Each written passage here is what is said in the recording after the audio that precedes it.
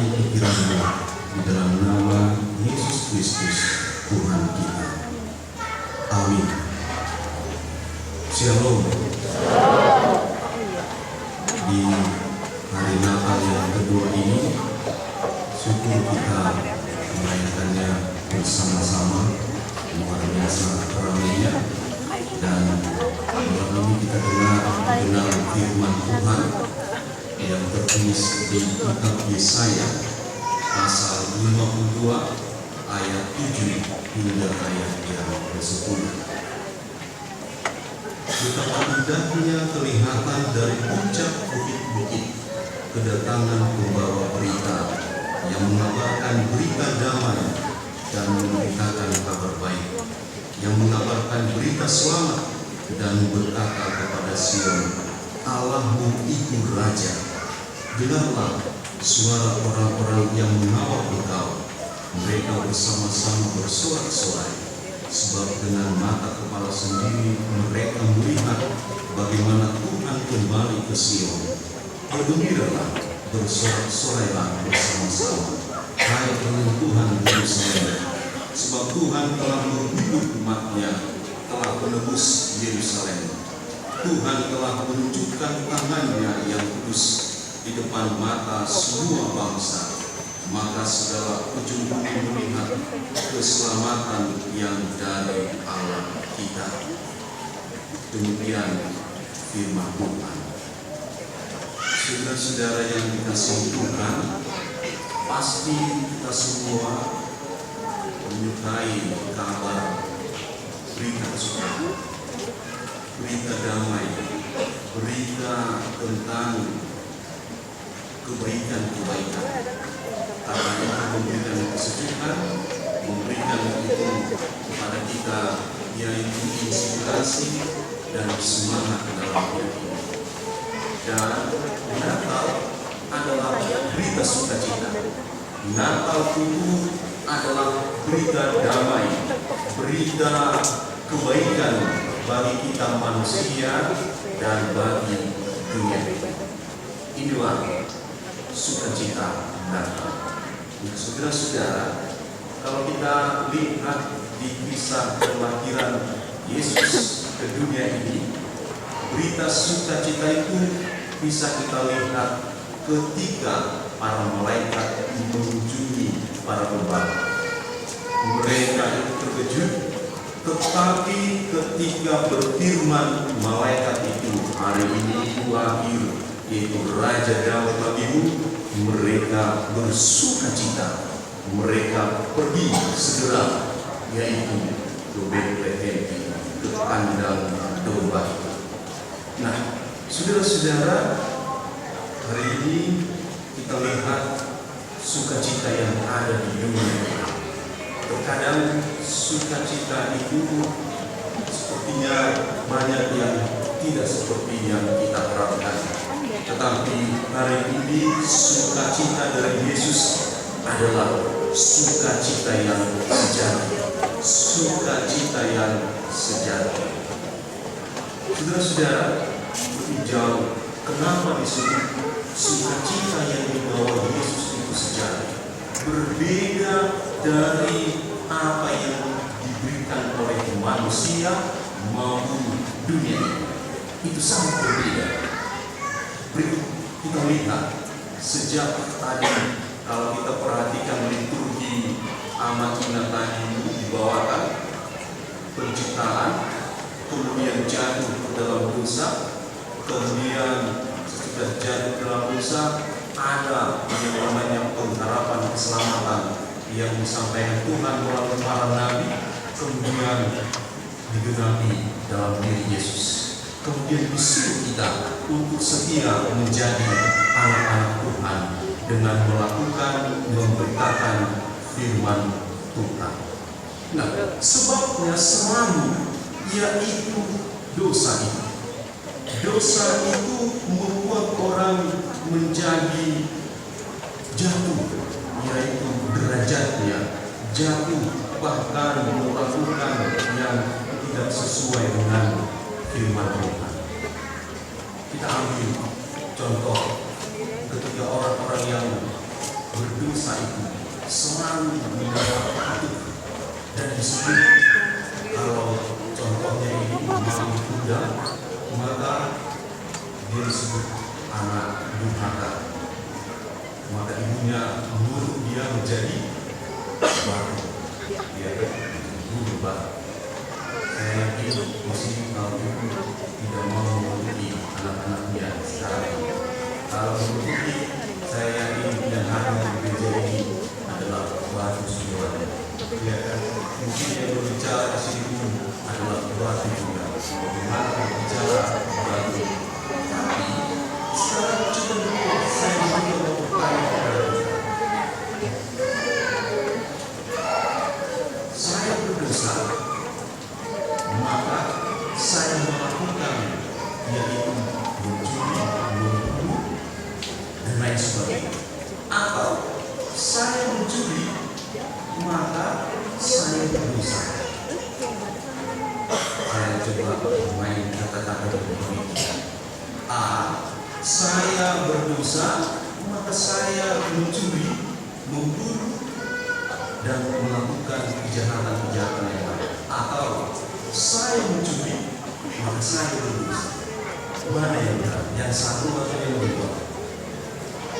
Yang kedua, saya mencuri maka saya berdosa. Saya mengatakan dosa itu adalah yang kita lakukan kalau misalnya mencuri, membunuh, dan lain sebagainya. Kalau teolog akan juga firman Tuhan sebenarnya secara eksplisit itu begitu jelas dikatakan itu bukanlah dosa, melainkan manifestasi dari dosa. Jadi yang benar adalah saya berdosa, maka saya mencuri, saya membunuh, dan melakukan kejahatan yang lain. Contoh yang berikut lagi, yaitu mana yang benar? Harimau menerkam kambing supaya dia menjadi binatang buas, atau harimau menerkam kambing karena dia adalah binatang buas. Harimau menerkam kambing supaya dia menjadi binatang buas, atau harimau menerkam kambing karena dia adalah binatang buas. Satu atau dua? Dua. Kata itu langsung bisa dikasih. Begitulah kira-kira dosa ini.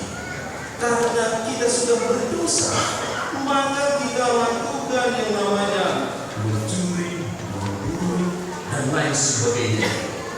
Itulah manifestasi dosa. Nah, kenapa saya mau katakan?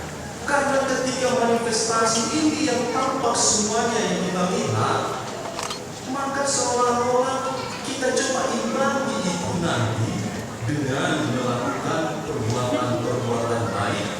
Maka ketika ditimbang, wah, ternyata tetap juga dia yang terbaik adalah manifestasi dosa itu.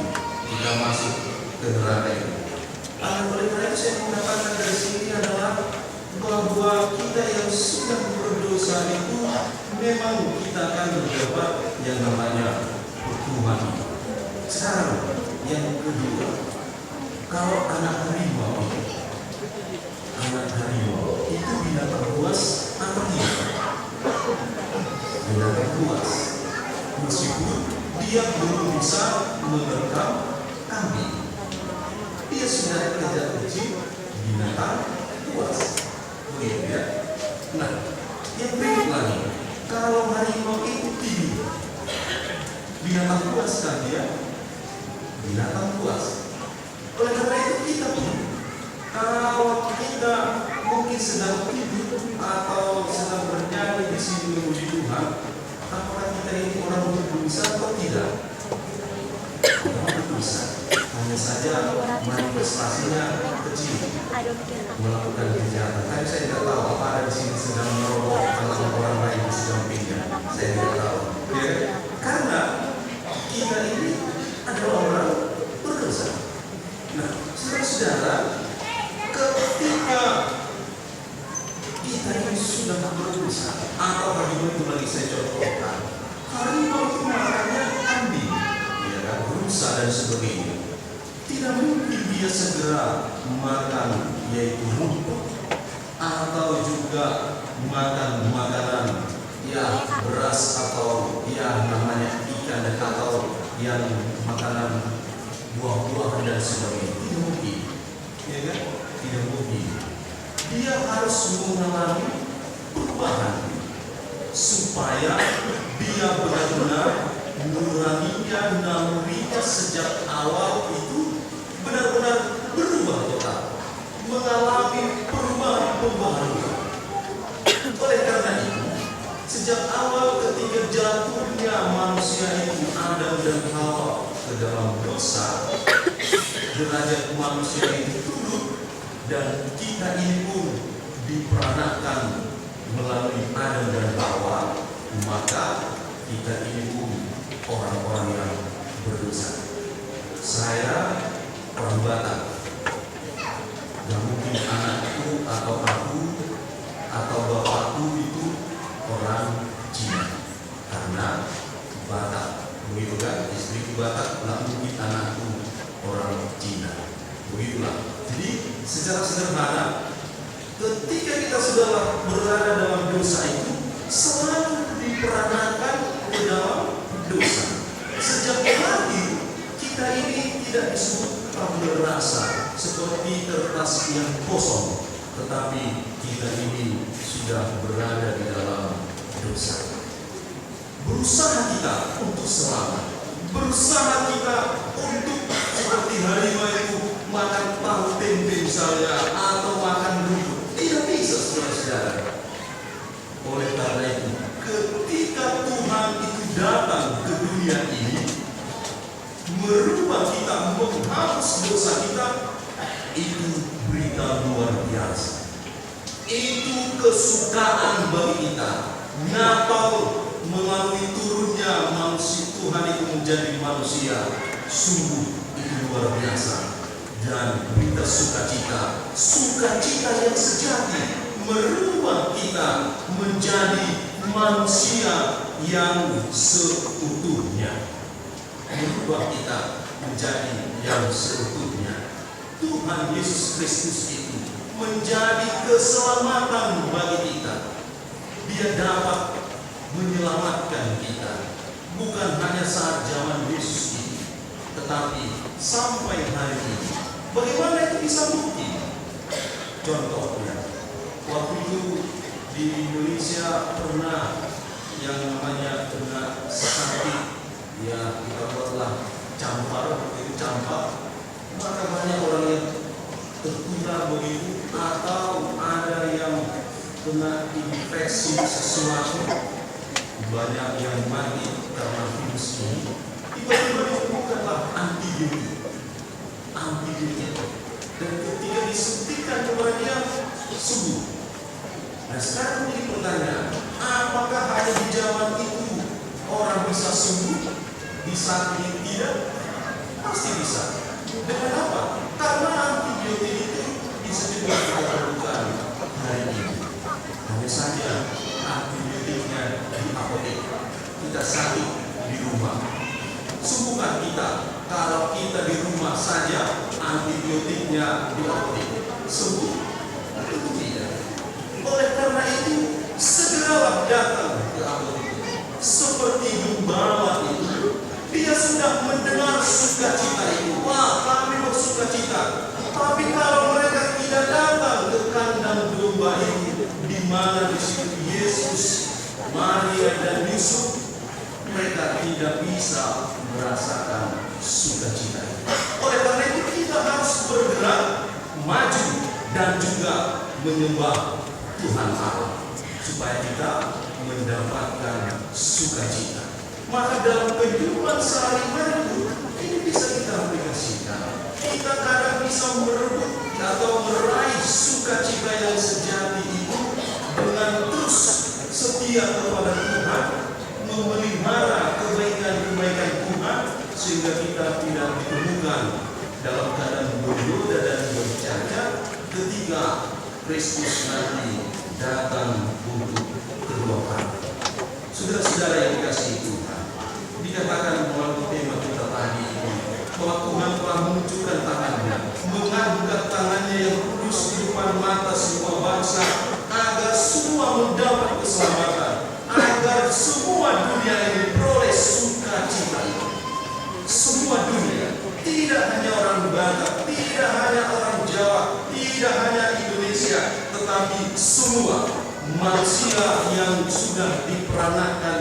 dosa itu beroleh keselamatan. Oleh karena itu, benarlah Tuhan itu datang ke dunia menjadi manusia.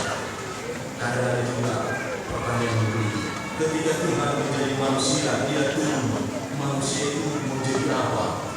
Ya kan? Dia sudah mati itu, kita turun, sudah berdosa makin turun, atau ada lagi orang yang sudah naik menjadi Allah Bapa, menjadi sama seperti Allah Bapa. Sekarang apa sebenarnya tujuannya? Tujuan Tuhan Yesus datang ke dunia sebenarnya tidak lain adalah memanusiakan manusia itu. Sejak dia diciptakan, sejak dia berada di Taman Eden itu, itulah cita-cita Tuhan Yesus, adalah supaya kita dimanusiakan kembali menjadi manusia, tidak lagi dilahirkan dan hidup di dalam dosa. Sekarang kalau demikian, bagaimana kita manusia itu adalah orang yang menyembah Tuhan, takut dan jangan lagi yang itu dikuasai adalah dosa, kekuatan dosa itu. Biarlah kita lahir baru dengan dicipta Tuhan baru. Sambutlah dia, maka kita pun akan menjadi anak-anak Allah. Kalau itu sudah kita rayakan, benar-benarlah kita seperti Yesaya ini bersorak-sorai, bersuka cita, memuliakan nama Tuhan. Amin. Kita berdoa. Bapa kami yang di surga, terima kasih ya Tuhan Allah, sungguh Engkau hadir di dunia ini menjadi sukacita bagi kami, karena Engkau sungguh memiliki misi yang agung bagi dunia ini, supaya kami manusia pun benar-benar seperti sedia kala Engkau menciptakan menjadi manusia yang taat, manusia yang menyembah Engkau, manusia yang benar-benar jauh dari dosa. Berbahagialah kami dan ciptalah baru di dalam Tuhan Yesus Kristus Tuhan kami. Berkatilah jemaat Tuhan, mulai dari anak-anak, remaja, nakosa guru, anak-anak hingga lansia, bahkan kami para halayak. Biarlah Tuhan belajar terus menahan diri dari lawan dari itu, tapi kami terus mendengarkan suara Tuhan dalam hidup kami. Terpujilah Tuhan hari ini sampai selama-lamanya. Amin.